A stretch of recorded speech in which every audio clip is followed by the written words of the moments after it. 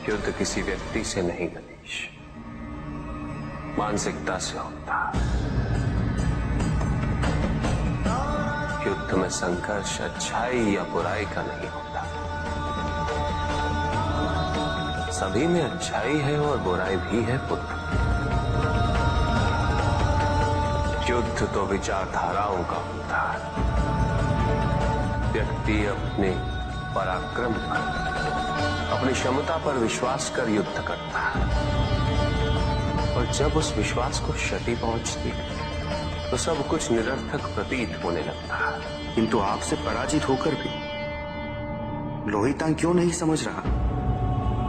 उसे अपनी स्वतंत्र इच्छा का उपयोग कर उचित मार्ग पर चलने का प्रयास करना चाहिए। व्यक्ति अपने को खो दे समझती में, व्यक्ति अपने को समर्पित कर दे, छोड़ दे अहंकार को, तो ब्रह्म की इच्छा ही पूर्ण होती है,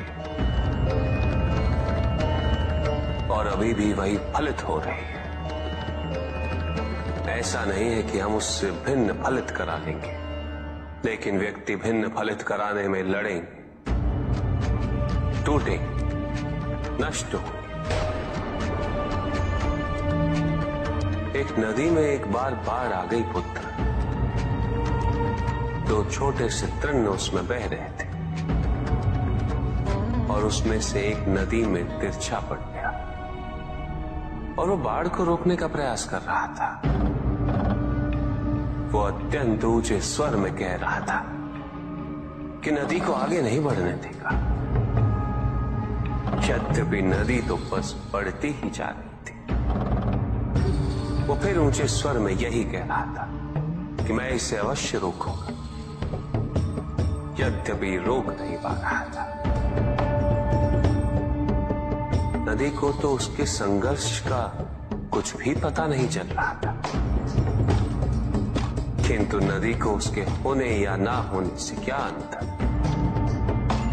उस कण के लिए तो यह अत्यंत महत्वपूर्ण था। उसका जीवन तो संकट में था।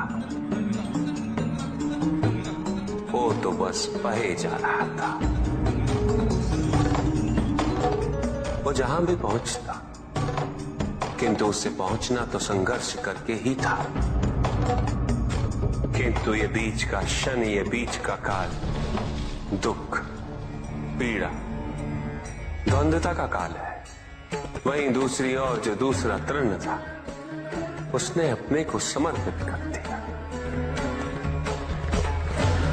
वो तो नदी में सीधा पड़ा हुआ था। नदी के प्रवाह के साथ साथ बहता जा रहा था, और उसे ऐसा प्रतीत हो रहा था जैसे कि वो नदी को दिशा दे रहा है, उसे प्रवाहित होने में सहायता कर रहा।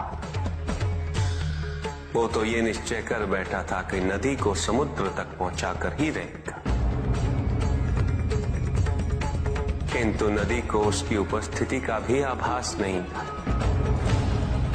नदी पर उन दोनों के होने या ना होने का कोई प्रभाव नहीं था। नदी तो बस बहे जा रही थी।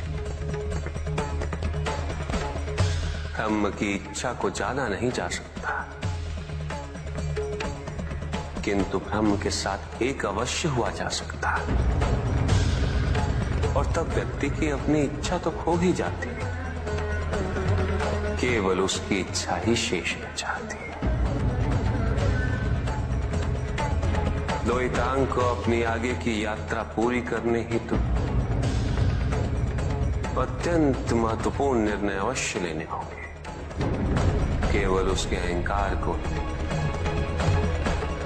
अपितु उसके आत्मसम्मान को भी क्षति पहुंची। जहां से इस युद्ध का अंत हुआ है,